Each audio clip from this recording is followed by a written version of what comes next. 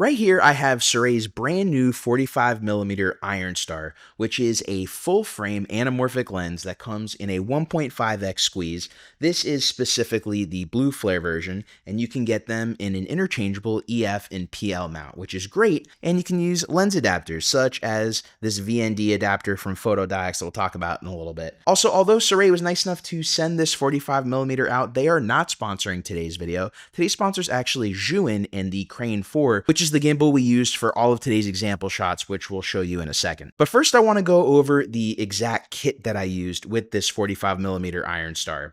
So of course we have the lens. We're using the Blackmagic Cinema Camera 6K full frame in 6K open gate mode, which is giving a great de-squeeze factor, because normally with 1.5x squeeze on a 16:9 sensor, you're having to crop into the image a little bit to get that cinemascope feel, where it's pretty close to it when using open gate on the Blackmagic. And this is the only camera I have that shoots open gate, so it's the one I wanted to pair with this lens. On top of that, the front filter diameter on this lens is 92mm, which is kind of a weird filter size. I've been using step-up rings when I first got this lens, and it did create a little bit of a vignette. But then I found out that PhotoDiox has this VND Smart Adapter.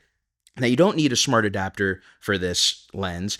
They actually have 3 different versions of this VND Smart Adapter, and then they have a dumb adapter, which has no electronics, but it's like $100, and it works great with this lens. So in today's video, the VND I'm using is specifically this PhotoDiox VND, which does not vignette at all whatsoever. Let's take a look at some of the footage, and then we'll come back and discuss.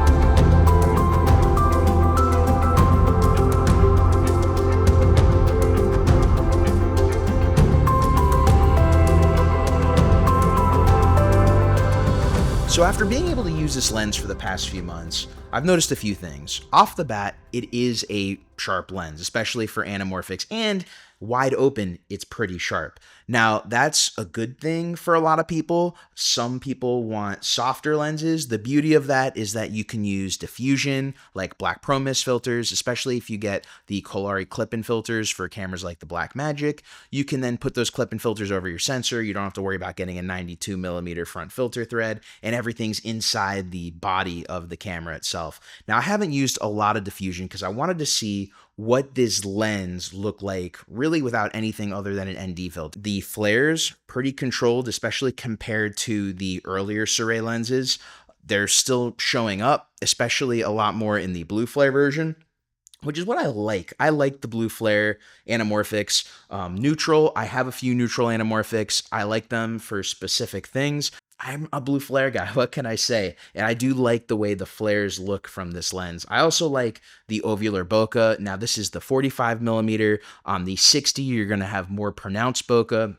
And on the 35, it's pretty wide. It's hard to get a super shallow depth of field on that lens because it's 35 mil anamorphic on full frame. The pros of this lens are that it's great image quality. It's T1.9, and with the EF and PL mount, you can use it with pretty much any camera, even older legacy cameras, like at this point, the Blackmagic Pocket Cinema Camera 6K. Well, you could pop this bad boy on and have a really cool anamorphic for your camera. The only downside is that it is a little heavy. Now, it's not too heavy for gimbal work, but it is heavier than something like, let's say, SIRUI's earlier lenses, especially their mirrorless lenses. It's heavier than a lot of the nanomorph lenses from Laowa, but the image quality is great, and it is a T1.9 anamorphic that is full frame. So at this price point, you're always going to have trade-offs. I think SIRUI is offering a really great value for what you're getting in this lens, and the fact that you can use it again with all of your cameras and not just get locked into one specific mount. I overall enjoyed using this lens. I'm going to be making more content with the Ironstar series. So if you have any questions, anything I didn't go over in today's video, let me know in the comments below. And if you got knowledge and value out of today's video, please make sure to hit that like, subscribe, and notification bell to keep up to date with the latest videos on the channel. And until next time, my name's Jeff Fagien. Thank you for joining me as always, and I will catch you in the next video.